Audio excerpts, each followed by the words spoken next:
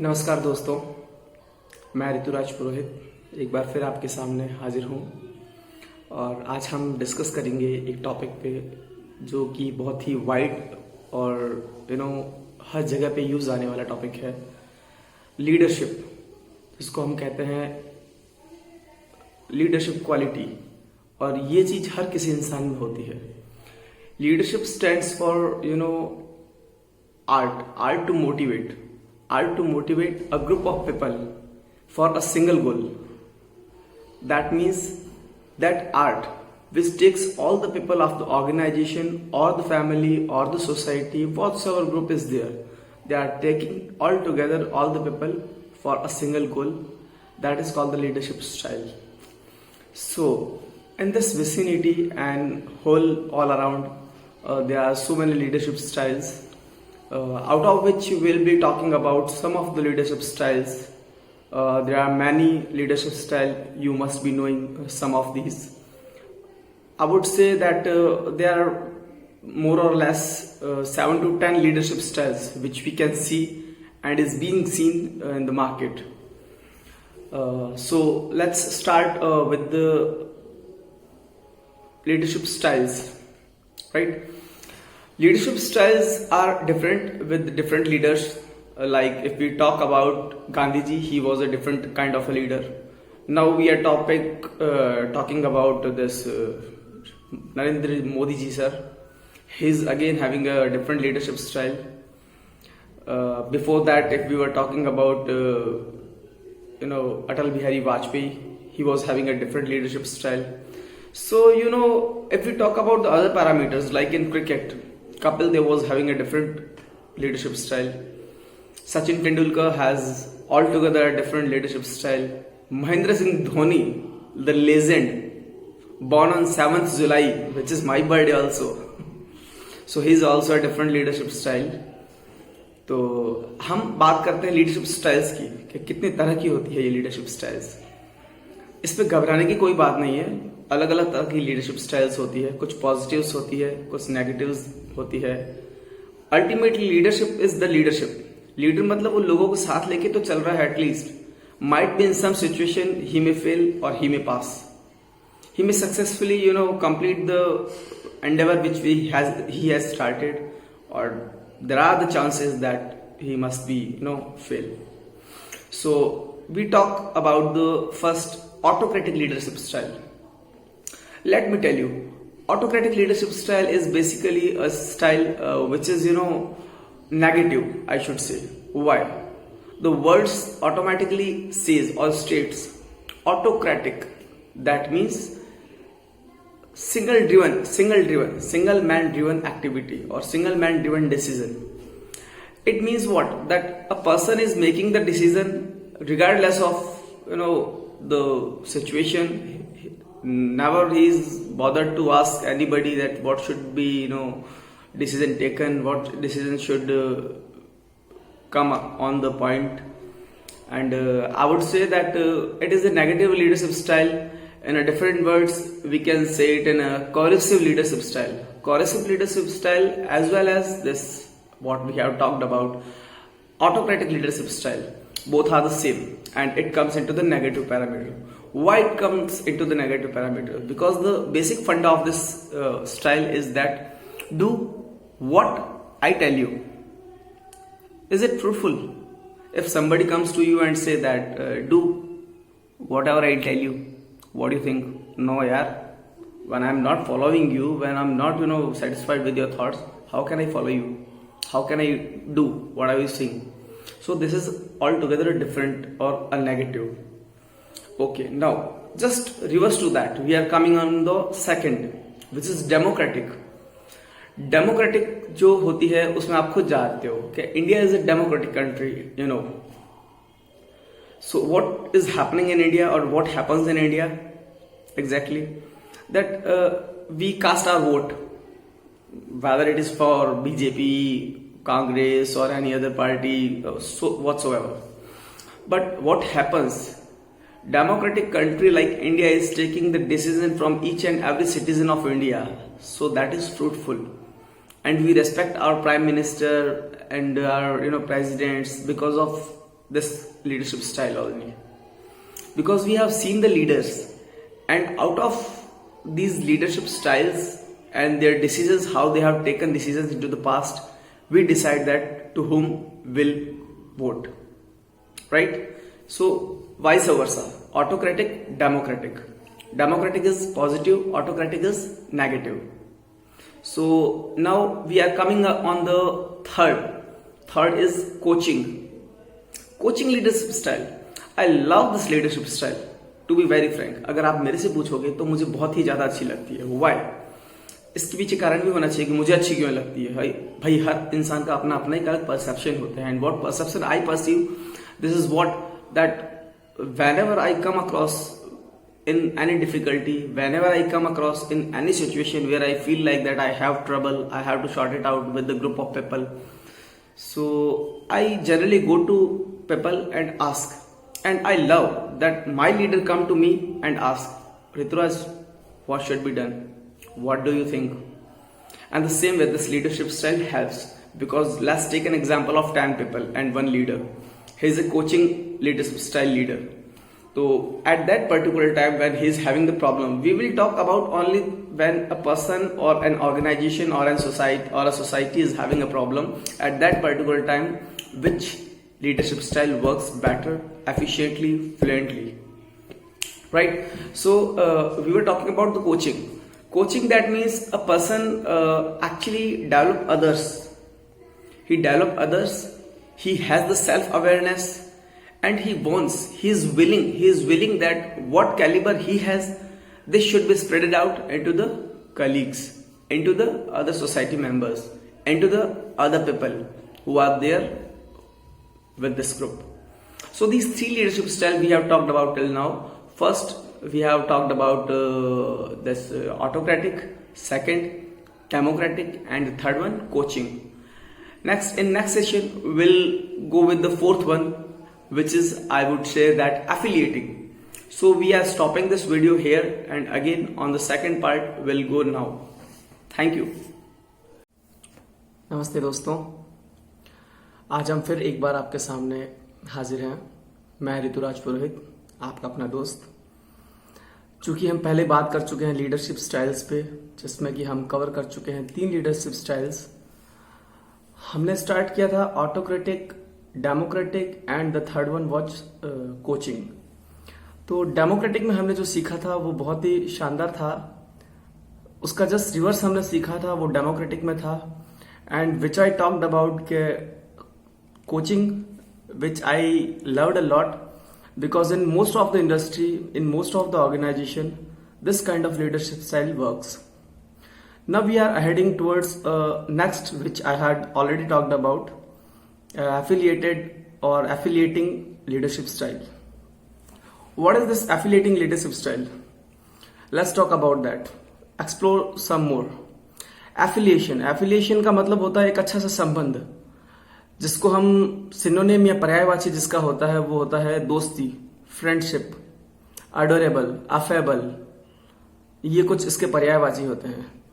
इसमें जो major component होता है, या जिसको हम मानते हैं कि ये सबसे इंपॉर्टेंट पार्ट है, and it plays a very vital role in this particular leadership style, is team building.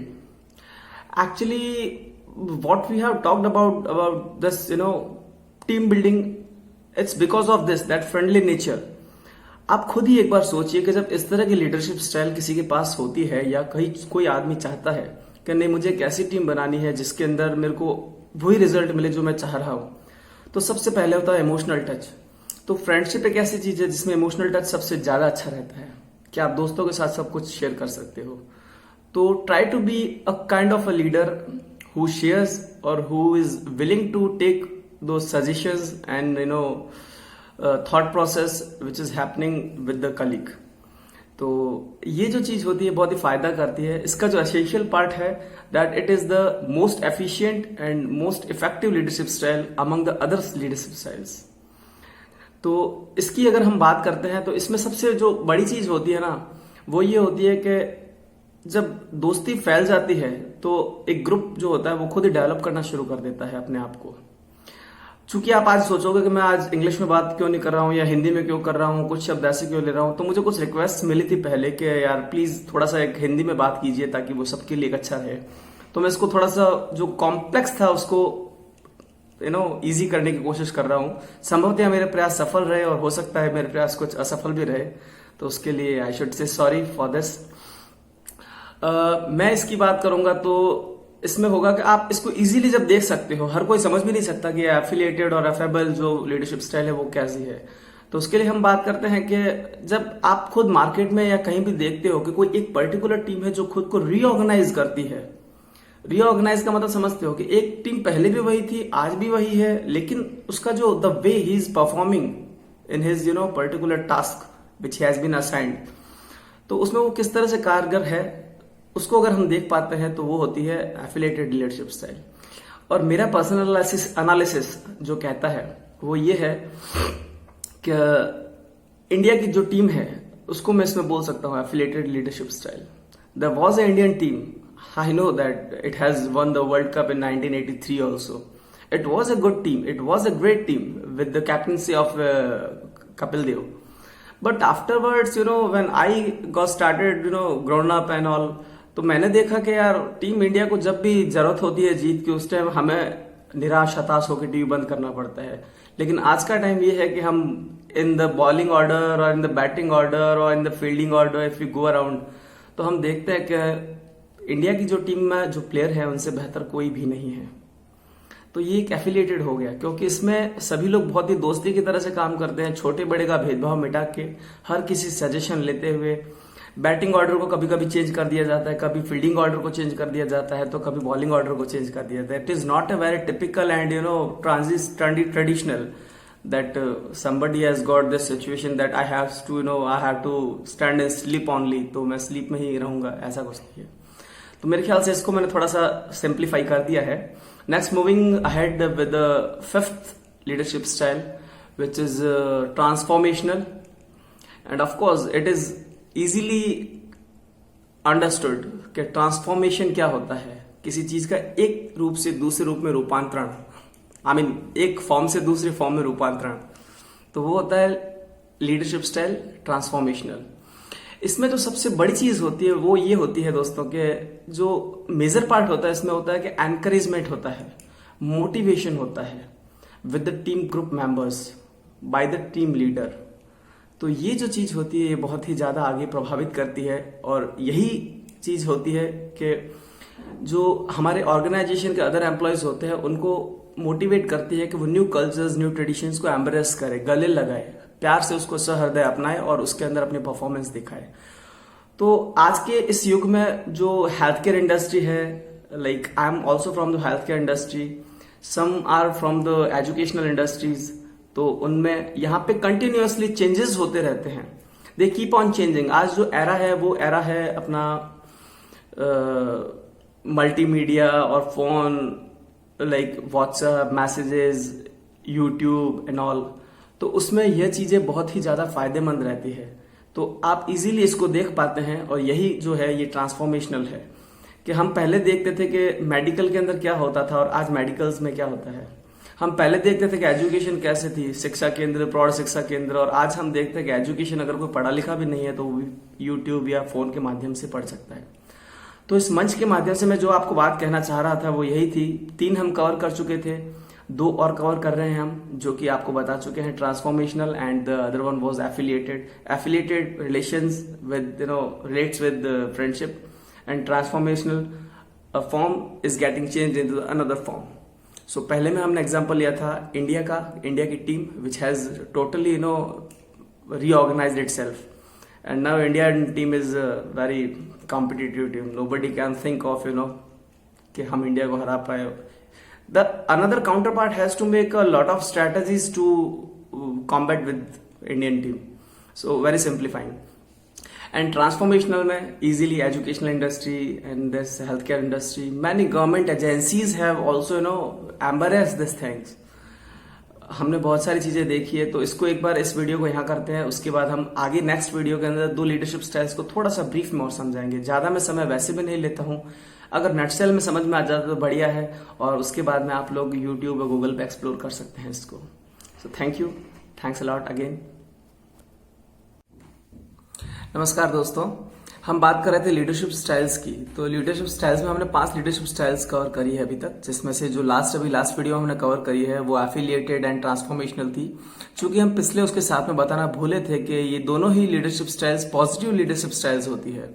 Affiliation में हमने बात करी थी दोस्ती की, कि अगर दोस्ती रहे है ऑर्गेनाइजेशंस के अंदर और पीयर कलीग्स के अंदर तो ये एक अच्छा रिजल्ट देती है। तो ये एक बहुत ही पॉजिटिव किस्म की है, इसको एक पॉजिटिव तरीके से लेते हैं। ये लीडरशिप स्टाइल अगर किसी ऑर्गेनाइजेशन में होती है तो बहुत ही पॉजिटिव कहलाई जाती है। और उसके साथ ही transformational, it is also comes into the it also comes into the positive leadership style. तो हम आगे बात करते हैं, आगे बात अगर हम करते हैं तो वो आती है कैरिज्मेटिक लीडरशिप स्टाइल। ये बहुत ही अलग तरह की कैरिज्मेटिक लीडरशिप स्टाइल जो है, इसको अलग तरीके से लिया जाता है। Sorry, actually it depends on the personality. इसमें किसी ऑर्गेनाइजेशन के अंदर एक पर्सनैलिटी ऐसी उठाई जाती है या बाहर से पिक करी जाती है उस पर्सनैलिटी को, and then that personality endorse that particular brand and that brand becomes the biggest brand in the market, or something like a strategy from the government sector. If you want to decide, or if you want to set a new benchmark, some eradication from the society, some new acceptance in the society, so that all activities can be done in a charismatic leadership style or under the charismatic leadership style. तो इसके अगर कुछ example लेते हैं, हाँ, बात करते हैं इसकी पॉजिटिविटी और नेगेटिविटी की। Of course it is positive. Charismatic, करिश्मा होता है तो यार पॉजिटिव होएगा, कोई ना कोई अच्छा करिश्मा ही होएगा। तो हम बात कर रहे थे कैरिज्मेटिक में अगर हम उदाहरण लेते हैं तो Amitabh Bachchan is the best suitable example for this. बहुत साल पहले हम बात कर रहे थे, एक महामारी फैली थी हमारे हिंदुस्तान के अंदर, दिस पोलियो। तो उसके लिए कैंपेन चलाया गया था, 2 बूंद जिंदगी के लिए ऑय। तो वो एक अमिताभ बच्चन का जो पर्टिकुलर स्टाइल था, पर्सनैलिटी स्टाइल था, दैट वाज लाइक अ करिश्मा इन द इंडस्ट्री। उसके बाद अमिताभ बच्चन ने कुछ और बेंचमार्क सेट्स किए, लाइक च्यवनप्राश का एड। हम अगर बात करें सचिन तेंदुलकर की, तो earlier also we had talked about Boost is the secret of my energy. बात करते हैं हम हॉलीवुड में तो अर्नोल्ड शिवार्जनेगर, अगर उसने कुछ किया है या कुछ करा है तो लाइक हॉलीवुड तो उसका फैन है जो है ही है, उसके अलावा बॉलीवुड भी शुरू हो जाता है उसका फैन होना। In fact I was also a fan of Arnold Schwarzenegger at very young age. And हम बात करते हैं जेम्स बॉन्ड। मेरे ख्याल से आप लोगों ने, बहुतों ने इसके काफी पार्ट्स आ चुके हैं, जिसमें से कुछ पार्ट्स तो आपने देखे होंगे, और नहीं देखे तो जेम्स बॉन्ड नाम से पता है, बॉन्ड, जेम्स बॉन्ड 007। तो ये एक जो थीम थी वो थीम कंटिन्यूअसली चलती आ रही थी। उस थीम के साथ में जो कैरेक्टर था, character was the same, that rifle was the same and the story theme was the same. तो ये था कैरिज्मेटिक लीडरशिप के अंदर आने वाली एक मूवीज की एक सीरीज। ऐसे कई मूवीज है, इंडिया के अंदर धूम आ चुकी है ऐसी सीरीज के अंदर, गोलमाल पिक्चर आ चुकी है ऐसे सीरीज के अंदर, जिसमें सेम ही कैरेक्टर रहता है, सेम ही रहता है, just for that particular brand, Golmaal Golmaal Golmaal, James bond. तो ये थोड़ा सा मैंने ब्रीफ किया है आपको, आप इसमें आगे जाके थोड़ा और सर्च कर सकते हैं। आगे हम लीडरशिप स्टाइल की जो बात कर रहे हैं वो है पेस सेटिंग। पेस सेटिंग ये अपने आप में एक बोल रही है कि अपने को एक पेस सेट करनी है। जो भी पेस पहले से चलती आ रही, या तो उससे ऊपर या उससे नीचे, तो उसमें ये होता है do as I do now. मतलब जो मैं कर रहा हूं, यानी मैं अगर लीडर हूं तो मैं जो कर रहा हूं वो मेरी टीम करे। क्या ये संभव है?